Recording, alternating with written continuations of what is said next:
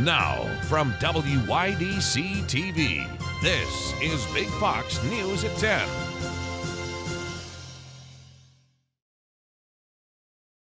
We now know the names of the two people who died in that Elmira house fire. Lucille Brown and Scott Bernard have been confirmed as the occupants by the Elmira Fire Department. And tonight we are hearing a dramatic and heartbreaking account from a neighbor about what he saw that night. Big Fox's Maggie Hall has the exclusive in our top story. I spoke with Lawrence King of 364 West 4th Street, who was having a cookout and movie night in his backyard with friends and family when the fire broke out at 360 West 4th Street. While King declined to be on camera, he gave me his chilling account of that tragic night. King informed me that he heard the ringing of a smoke alarm around 11:40 p.m. and quickly rushed to his front lawn, where he saw flames lapping out of the upstairs window from 360 West 4th Street, seen here at the right-hand upper corner of the house. King told me that the power lines were already illuminated red and orange from the blaze, and that the corner of the house, he told me, was the couple's bedroom, and that the two were known to be big smokers.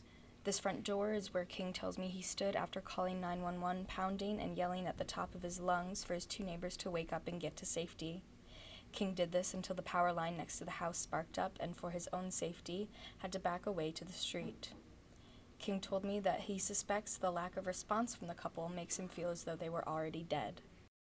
King said that his neighbor, the 42-year-old male resident who lost his life, was a very active man and incredibly involved in the neighborhood and community, offering to take care of folks' lawns over the summer for little to no cost. King paid homage to his neighbor, stating that he would always be there for anyone with a helping hand. The identities of the two residents who lost their lives have still not been released, and the investigation of the cause of the fire is still ongoing. With this, there is one thing that is for certain. This is a tragic loss that is being felt by the entire community. This is Maggie Hall with WYDC, Big Fox News, Elmira Corning. A popular Corning landmark has officially opened its valves. Located in Centennial Park, right off Market Street, the fountain, owned by Corning Inc., is a big summer attraction for families in the area. One visitor, Kay Sawinski, gave a review on the fountain's Google page saying it was very clean and family-friendly. She appreciated the textured surface around the base of the fountain, making it a safe place for children of all ages to enjoy. Help desperately wanted. The Labor Department reporting 11.4 million jobs went unfilled in April. That's down slightly from the month prior, where data from the Bureau of Labor Statistics Job Openings and Labor Turnover Survey showed a record 11.5 million open positions. The Labor Department will release the jobs report for May on Friday. Yet again, gas prices have hit an all-time high, and analysts say we could see $5 a gallon later this month. But gas prices aren't the only economic fear. Lauren Blanchard has more from Washington. The White House is acknowledging that inflation is hitting consumers hard now, and right on cue, gas prices shot up another nickel overnight. Go exactly 35 miles on that. How much are you paying at the pump now? $140 to fill up my van. New records across the country this morning, and in California, we saw one station breaking the $8 a gallon mark. I printed it out, posted it on social media. This is like crazy. Crazy, and no relief in sight for rising prices across the board. I think I was wrong then. The Treasury Secretary Janet Yellen now says that when she predicted just a small risk of inflation months ago, she didn't expect a wave of economic disruptions. My top priority, and that is addressing inflation. President Biden met with Fed Chairman Jerome Powell yesterday, promising to give him the space he needs to address inflation. But it may come with a steep price of its own, higher interest rates that could tip the country into a recession. The former Obama economic advisor Larry Summers says all of the signs are there. When inflation's been above 4% and unemployment's been below 4%, we've always had a recession within the next 2 years. This is indeed Putin's gas hike. The White House is again blaming rising prices on Russian President Vladimir Putin. But many economists think last year's massive COVID relief package played a major role as well. And now the White House is considering canceling some student loan debt, which could also fuel inflation. But the White House says it would be minimal. The impact on inflation in the near term is likely to be quite small. All of this creating a serious challenge heading into the midterm elections. A new Gallup poll shows that just 1% of U.S. adults thinks the economy is in excellent shape. In Washington, Doug Luzader, Fox News. The White House touched base with manufacturers of a now scarce necessity for infants. President Biden met with baby formula producers in a roundtable with senior medical officials today. The president discussed actions he's taking to increase production and speed up imports through Operation Fly Formula. According to a report from the CDC, in 2020, less than half of babies born in the U.S. were exclusively breastfed through their first 3 months. Federal officials are still attempting to have travelers mask up. The Justice Department asking a federal appeals court to overturn a ban on mask mandates. The order that came in April declared that mandate requiring masks on airplanes, buses, and in transit hubs unlawful. Officials at the CDC did not immediately say if they would reinstate the mask requirement if the ruling was overturned. A number of cities, including New York and Boston, still require masks on public transportation. Officials in Texas releasing more information about how the gunman gained access to Robb Elementary School, resulting in 21 deaths. Casey Stiegel has more from Uvalde, Texas. It will be a familiar scene over the next 2.5 weeks. Uvalde's 2 funeral homes working overtime to honor the victims of last week's mass shooting. And we're learning more about how it happened. The Texas Department of Public Safety releasing another clarification saying now the gunman entered Robb Elementary School through a closed but unlocked door after initially reporting the door was propped open by a staff member. It's still not clear why it was unlocked, but it allowed the shooter to gain access to several classrooms, eventually killing 21, including 19 children. He started saying, you'll die, and my teachers, they were screaming, saying no. Well, Ms. Garcia was, and he shot my friends and my teachers. There are now 2 separate investigations underway. The Department of Justice and the Texas DPS both looking in to how police handled the incident and why they waited more than an hour to confront the gunman. School District Police Chief Pete Arredondo, who made the initial call to wait, is not responding to requests for more information from law enforcement, prompting the Combined Law Enforcement Associations of Texas to issue a strongly worded statement, writing in part, quote, "False information has exacerbated ill-informed speculation, which has in turn created a hotbed of unreliability when it comes to finding the truth." On Tuesday, Arredondo took the oath of a new office, the city council seat he was elected to about 2 weeks before the shooting. That's the latest from Uvalde, Texas. Casey Stiegel, Fox News. Your complete forecast is next, plus this. The rise of robots continues. I'm Marianne Rafferty with a look at how the ongoing worker shortage is increasing the demand for autonomous employees. That's coming up. Here's your local stock market update from Big Fox.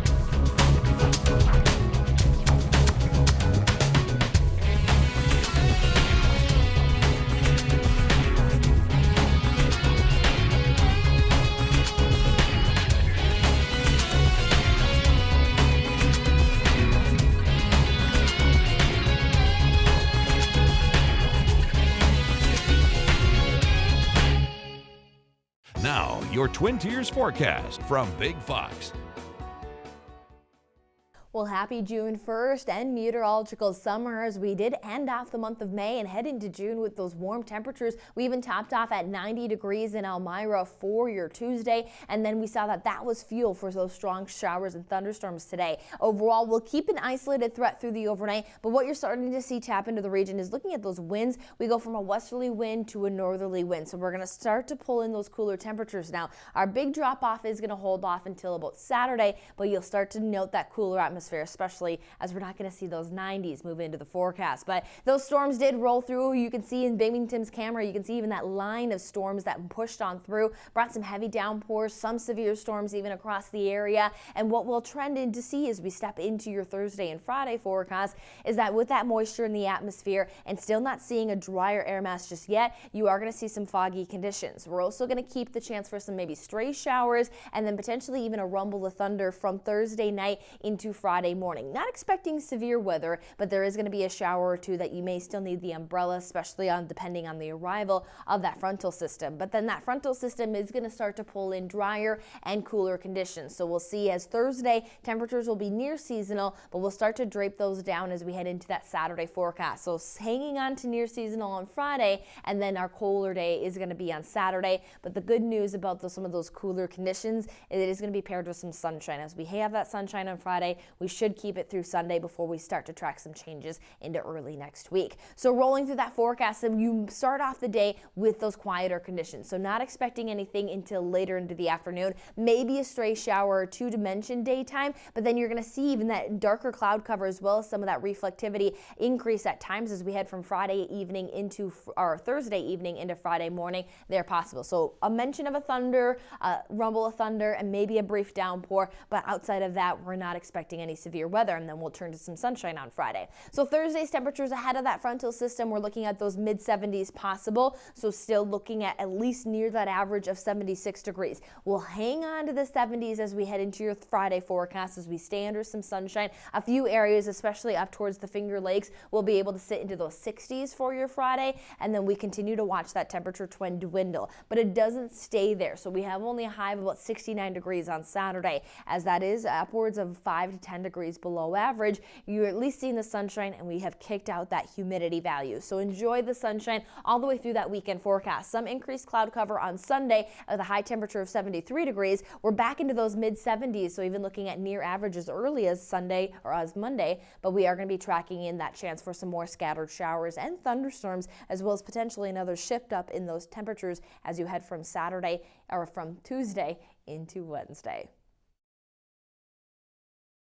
An Oklahoma man has returned home 512 days after contracting COVID-19, and his family says they have a lot to be grateful for. Abigail Dye has more.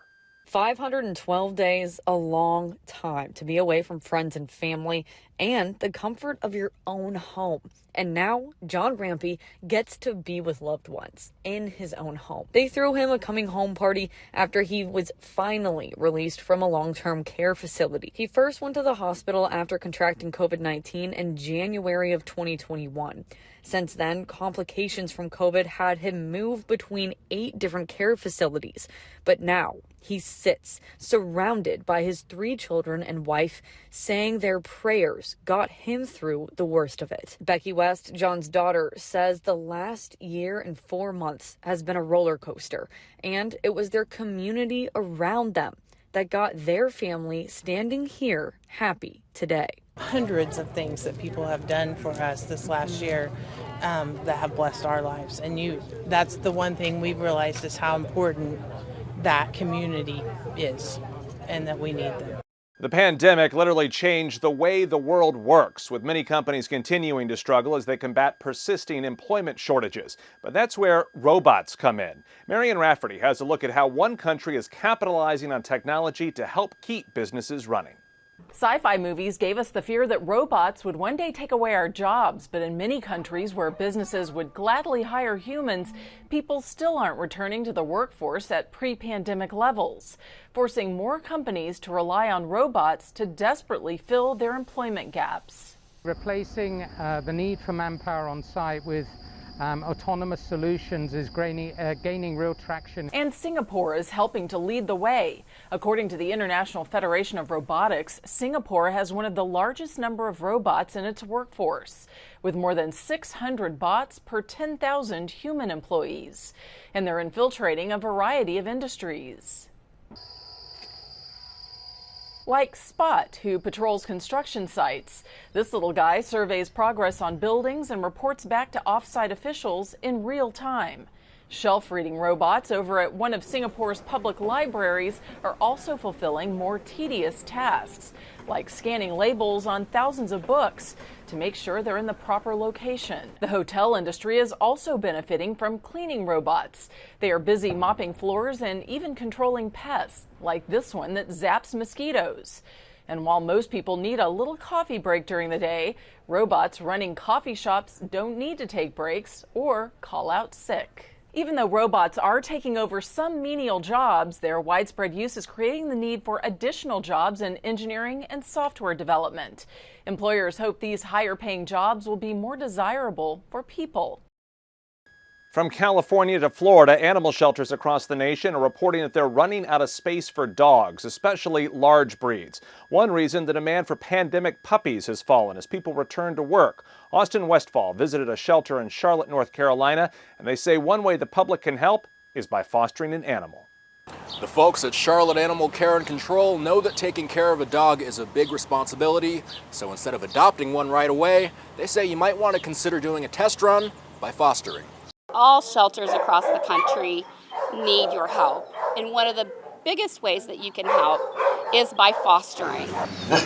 Right now, there's no shortage of bigger breeds at Charlotte Animal Care and Control. Spokesperson Melissa Nicely says the shelter is most comfortable with about half their cages full, but the past year has been different. They never dropped below 85% capacity, which is considered critical. It is stressful. You hear all the barking? It's stressful. You get these animals into a home, they get comfortable, you start knowing their personalities. Nicely says that's why fostering is catching on at shelters. She says about half of people who foster a dog end up adopting them, and even if they don't adopt, fostering can help the shelter understand how a dog behaves around families or other pets for an extended period. We have so much information to share to find the right home for that dog. Staffing has been an issue from the start of the pandemic, as you can imagine. That's why it was so important to have people step up and volunteer and foster. You can foster a dog from anywhere from 1 day to several months, depending on the organization and the needs of the dog. Chase might be getting surgery today. And sometimes fostering a dog can leave space at the shelter for animals who need special care or management. When you foster one animal, you're really saving two, because you're saving the animal that you're fostering and you're making room for the next animal that needs that spot at the shelter. Nicely says that right now their shelter is at full capacity, and right now they're also running into staffing shortages. They say they could hire 13 people on the spot right now if they could find the help. Gas jumping 5 cents overnight to a new record high. Your next job offer could come from an instant message. And California lifeguards were drowning in cash last year. CJ Papa has these stories and more in today's Business Briefs. Another record high at the gas pumps. AAA says the price jumped 5 cents overnight. The national average now stands at $4.67 for a gallon of regular. Drivers in New York getting a little relief with the state suspending its gas tax. JetBlue gets a boost in its bid for Spirit Airlines. A firm that advises investors on proxy voting urges Spirit shareholders to reject a competing offer from Frontier Airlines, saying JetBlue's offer is much better. Institutional Shareholder Services says both bids are risky, but JetBlue's offer includes a $200 million fee if regulators reject the move. Apple's new software releases will reportedly include big updates to your iPhone and iPad. iOS 16 could possibly include changes to notifications, messages, and the Health app. Apple is expected to unveil the changes during its annual developers conference next week. Move over LinkedIn. Job seekers are now turning to the instant messaging platform Slack for a faster, more informal way for professionals and employers to connect. Companies have embraced Slack to speed up office communication, but over the last 2 years, Slack-based networking groups have also grown. Finally, it pays to save lives. Lifeguards in Los Angeles County earning the big bucks last year. 98 guards earned at least $200,000, while another 20 made between $300,000 and $510,000. 37 made between $50,000 and $247,000 extra, thanks to benefits and overtime pay. A virtual reality analyst predicts people will have children in the metaverse. British analyst Catriona Campbell says babies in the metaverse will be a reality 50 years from now as technology advances. Campbell says these children will only be in artificial space with realistic bodies and faces that resemble their parents.